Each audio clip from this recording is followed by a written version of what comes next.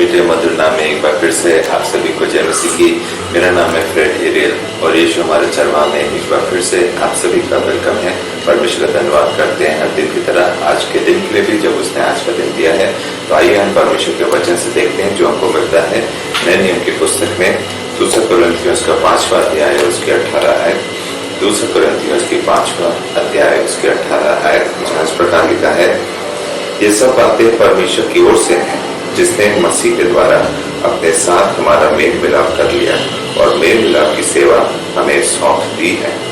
परमेश्वर का वचन पढ़ा गया, उसके पढ़े और सुने जाने पर परमेश्वर आशीष दे। यहाँ पर बहुत ही साफ और स्पष्ट बात यहाँ पर परमेश्वर का वचन बताता है कि ये सब बातें परमेश्वर की ओर से, जो भी बातें इस संसार में या हमारे और आपके जीवन में है या इस वचन में जो भी दी गई है, वो सब क्या है? परमेश्वर की ओर से है। पुरानी जिसने मसीह के द्वारा अपने साथ हमारा मेल मिलाप कराया। प्रभु यीशु मसीह को परमेश्वर का जो प्रिय पुत्र था, उसने इस जीवन में, इस संसार में भेजा हमारे और आपके पापों की क्षमा के उद्धार के लिए। तो इसलिए परमेश्वर ने जब मसीह को हमारे और आपके भेजा, तो उसने हमारे मसीह के द्वारा हमारा और परमेश्वर का क्या है? मेल मिलाप करा दिया है। आगे लिखा है, और मेल मिलाप की सेवा हमें सौंप दी है। हमें क्या दी है? मेल मिलाप की सेवा सौंपी है कि हम आजकल लोगों में जो लड़ाई झगड़े हैं, बिगड़े जो रिश्ते हैं, बिगड़े और टूटे जो रिश्ते हैं, उनको हम किस तरह से सुधार सकते हैं, उनको किस तरह से हम अच्छा कर सकते हैं, ये सेवा परमेश्वर ने हमें सौंप दी है, ताकि हम जब अपने जीवन में बढ़े, चाहे वो मसीह जीवन हो या संसारिक जीवन हो, या कोई भी हम अपने काम करते हैं या हम परमेश्वर का वचन को बोलते हैं या जो भी हम लोगों के संपर्क में आते हैं, हर एक तरह से हम लोगों के बीच के जो कड़वाहट है, बीच के जो रिश्ते हैं जो खराब हो चुके हैं, जो टूट चुके हैं, उनको किस तरह से हम रिवाइव कर सकते हैं या वापस उनको रिबिल्ड कर सकते हैं, या वो जो उनके मन की जो कड़वाहट है, जो ईर्ष्या है, जलन है, उसको हम किस तरह से दूर कर सकते हैं। यह है मसीह ने जो हमें सेवा सौंपी है, वो यही है कि मेल मिलाप की हमें सेवा दी गई है, ताकि हम जिस प्रकार मसीह यीशु ने इस संसार में आकर हमारा और परमेश्वर के साथ एक रिश्ता कायम किया, एक मेल मिलाप कराया, उसी प्रकार हमें भी किसी न किसी के बीच में जाकर उनके रिश्ते को जोड़ना होगा, उनके टूटे हुए रिश्ते को मजबूत करना होगा, उनके आपस की दूरियां जो हैं वो घटानी होंगी, वो मिटानी होंगी, उनको मसीह के प्रेम को बताना होगा। जब तक हम मसीह का प्रेम, जिस प्रकार मसीह ने अपने आप को शून्य किया इस संसार में आकर, तो प्रभु यीशु मसीह का काम यही था कि हम एक दूसरे से क्या है? प्रेम बनाए रखें। तो इसीलिए जो परमेश्वर का वचन है, वो यही हमें सिखाता है कि हम किस तरह अपने जीवनों में आगे बढ़ सकें, यदि हमें मेल मिलाप की सेवा सौंपी गई है। रिश्ते हम सबके जीवन के बहुत क्या है? महत्वपूर्ण होते हैं। कोई भी नहीं चाहता कि हमारा किसी के साथ संबंध टूटे या हमारा किसी के साथ कोई रिश्ता अलग हो या खराब हो। इसलिए पर निरंतर हमारी कोशिश यही रहनी चाहिए कि हम अपने रिश्ते को क्या है? महत्वपूर्ण बनाए रखें और उसको अहमियत दें। यहाँ पर एक इंग्लिश का शब्द है जो हर एक के जीवन में कहीं ना कहीं एक रुकावट की बात रहती है या एक रुकावट वो बना देता है। वो है वर्ड ईगो। ईगो जो है, जिसको हम अहंकार के नाम से भी जानते हैं, इसका मतलब अहंकार है, अहम है या मैं है। जब ईगो हमारे अंदर आ जाता है तो हमारे जो आपस के जो रिश्ते हैं, हमारे जो मन मुटाव है या लड़ाई झगड़े हैं, उनको हम क्या है?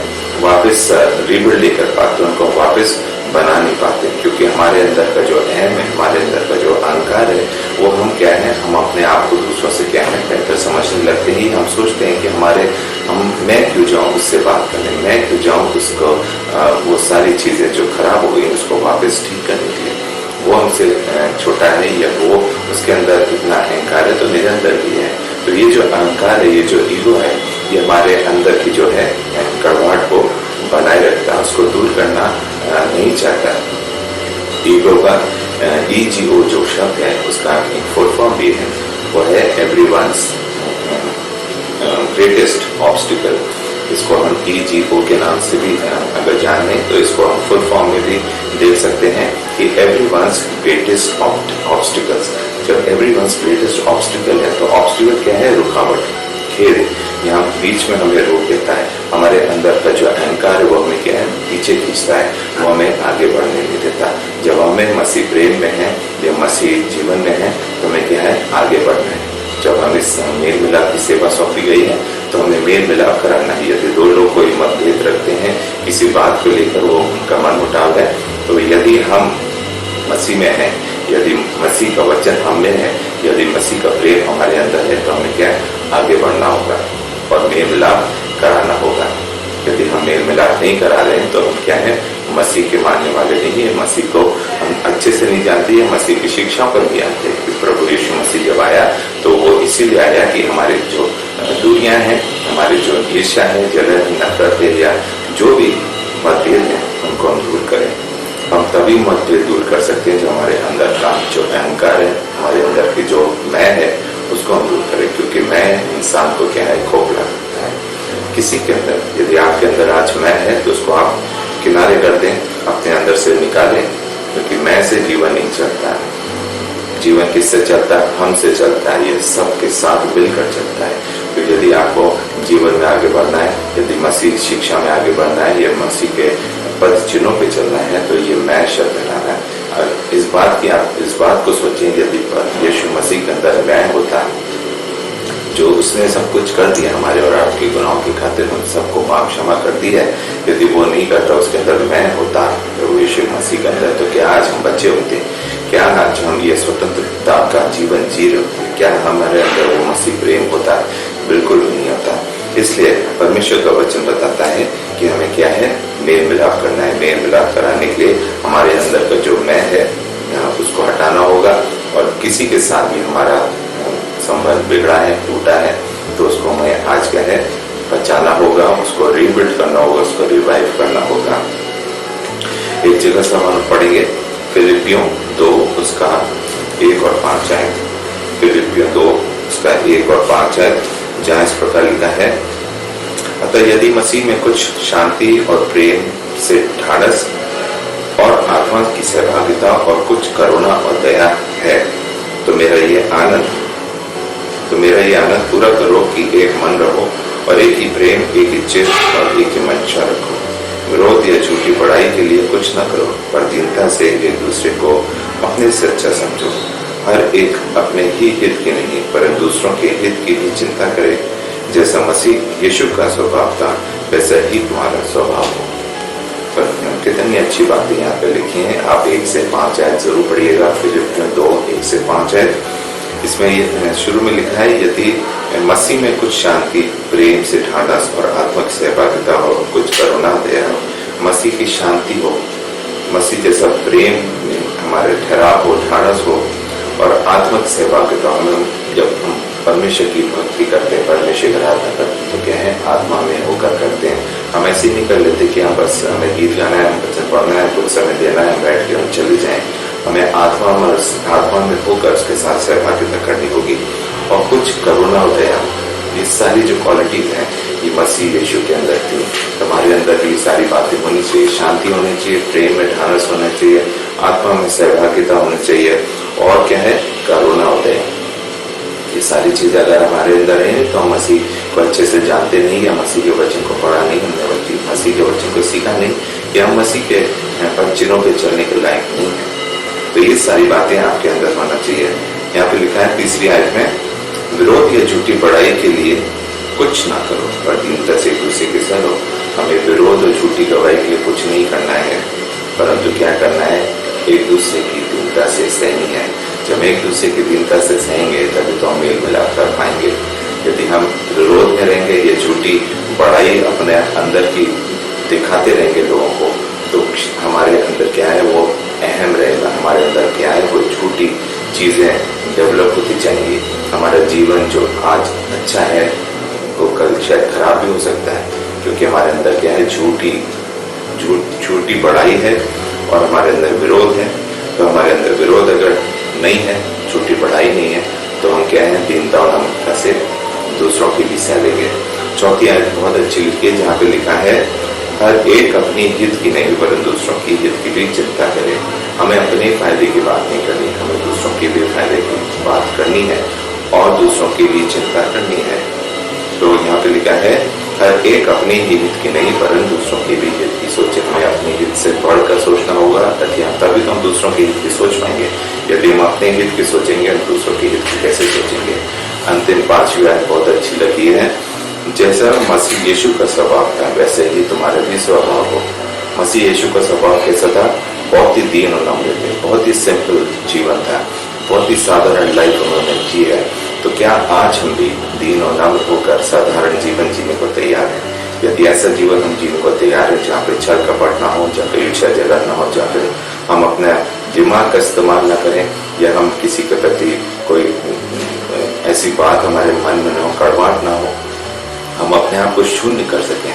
जब तक हम अपने आप को शून्य करेंगे हम मसीह यीशु के स्वभाव में की तरह अपने आप को बना नहीं पाएंगे। यदि हमें मसीह यीशु के स्वभाव की तरह बनना है तो ये सारी चीजें जो अभी हमने आपके सामने पढ़ी वो सारी चीजें हमारे अंदर होनी चाहिए। तो ये है परमेश्वर का वचन जो हम आपको बता रहे हैं। आप इसको अच्छे से सीखें, समझें और कोशिश करें कि परमेश्वर का वचन हमारे और आपके जीवन में काम करने वाला हो। एक जगह से हम और पढ़ेंगे, पहला कुरिन्थियों 6:5। यहाँ पे लिखा है, मैं तुम्हें लज्जित करने के लिए ये कहता हूँ, क्या सचमुच तुम में एक भी बुद्धिमान नहीं मिलता जो अपने भाइयों को का निर्णय ले सके। यहाँ पे पौलुस अपने वचन में लिखते हैं, क्योंकि जब वहाँ पे कुरिन्थियों की कलीसिया में फूट पड़ी थी, जहाँ पे जब लोग एक दूसरे की बातों को सुनने को तैयार नहीं थे, तो वहाँ पर बहुत आश्चर्य हुआ था पौलुस को कि वहाँ पर कोई भी ऐसा नहीं था जो बीच बचाव कर सके या लोगों के साथ मेल मिलाप करा सके। तो वो बात उनको दुखदाई हुई थी। यहाँ पर उन्होंने इसीलिए यहाँ पे पहला कुरिन्थियों 6:5 में इसीलिए लिखा है कि मैं तुम्हें लज्जित करने के लिए ये कहता हूँ, क्या तुम सचमुच तुमने एक भी बुद्धिमान नहीं। वहां पर एक भी बुद्धिमान नहीं था जो वहां पे जो मतभेद थे, लड़ाई झगड़े थे या फूट थी कलीसिया में, उसको वो दूर कर पाते। इसीलिए दाऊद चाहते थे कि उनको इस बात का आश्चर्य था कि वहां पर एक भी ऐसा सदस्य नहीं था, एक भी ऐसा मनुष्य नहीं था जो लोगों के साथ मेल मिलाप कराने पाए। तो यहाँ पर जरूरत है कि यदि आज दो लोग लड़ाई कर रहे हैं या दो लोग में मतभेद है या दो लोग में डिफरेंस ऑफ ओपिनियंस है, तो उसको हम क्या है, उनका बीच का जो कड़वाहट है उसको हम दूर कर सकें और मेल मिलाप हम करा सकें। एक जगह से हम और देखेंगे, याकूब 4:2 और 3 आयत, जहाँ इस प्रकार लिखा है। याकूब जो पीछे पत्रियां दी गई हैं, 4th अध्याय उसकी 2री और 3री आयत में लिखा है, तुम लालसा रखते हो और तुम्हें मिलता नहीं, इसलिए तुम हत्या करते हो, तुम डाह करते हो और कुछ प्राप्त नहीं कर पाते, तो तुम झगड़ते और लड़ते हो। तुम्हें इसलिए नहीं मिलता कि मांगते नहीं, तुम मांगते हो और पाते नहीं इसलिए कि बुरी इच्छा से मांगते हो, ताकि अपने भोग विलास में उड़ा दो। यहाँ पे भी बहुत अच्छी बात लिखी है। यहाँ पे लिखा है, तुम लालसा रखते हो, तुम्हें मिलता नहीं, इसलिए तुम हत्या करते हो। जब हम लालसा रखते हैं, हमें मिलता नहीं है, तो हम क्या है, हत्या करते हैं। तुम डाह करते हो और लड़ते हो, तुम्हें इसलिए नहीं मिलता कि मांगते नहीं। तो हम लड़ाई झगड़े भी करने लगते हैं, हम हत्या भी कर देते हैं आगे, यदि हमारे अनुसार सारी चीजें नहीं होती हैं। तो ये क्या है, सांसारिक बातें हैं, सांसारिक कड़वाहट है, सांसारिक ईर्ष्या जलन है कि हम दूसरों को आगे बढ़ता देखते हैं तो क्या है, हम उनसे इतना जलन रखते हैं, लड़ाई झगड़ा कर लेते हैं और उनकी हत्या तक कर देते हैं। और अगर हम मांगते भी हैं तो हम क्या है, अपनी भोग विलास में उस चीजों को उड़ाने के लिए मांगते हैं। हम इसलिए नहीं मांगते हैं कि हम दूसरों का भी हित कर सके या दूसरों के हित की हम सोच सके, हम अपने ही हित की सोचते हैं। इसलिए हमें सिर्फ अपने हित की नहीं सोचनी बल्कि दूसरों के भी हित की हमें सोचनी है, तभी तो हम मसीह जीवन में आगे बढ़ पाएंगे। एक अंतिम जगह से हम पढ़ेंगे मत्ती 5:9, मत्ती उसका 5वां अध्याय उसकी 9 आयत, जहाँ इस प्रकार लिखा है, धन्य है वे जो मिलाप करवाने वाले हैं, क्योंकि वे परमेश्वर के पुत्र कहलाएंगे। कितनी अच्छी बात लिखी है, धन्य वे हैं जो मिलाप कराने वाले हैं, क्योंकि वो क्या है, परमेश्वर के पुत्र कहलाएंगे। यदि आप आज किसी का मेल मिलाप करा रहे हैं, यदि आप किसी के बीच में उनका सुलह करा रहे हैं, उनको उनके जो गुस्सा है, कड़वाहट है आपस की, वो दूर करा रहे हैं, आप दो जन को आपस में मिला रहे हैं, तो आप क्या हैं? आप धन्य हैं। और आगे लिखा है, क्योंकि वे परमेश्वर के पुत्र कहलाएंगे। ऐसे लोग जो मेल मिलाप कराते हैं वो क्या है? परमेश्वर के पुत्र कहलाएंगे।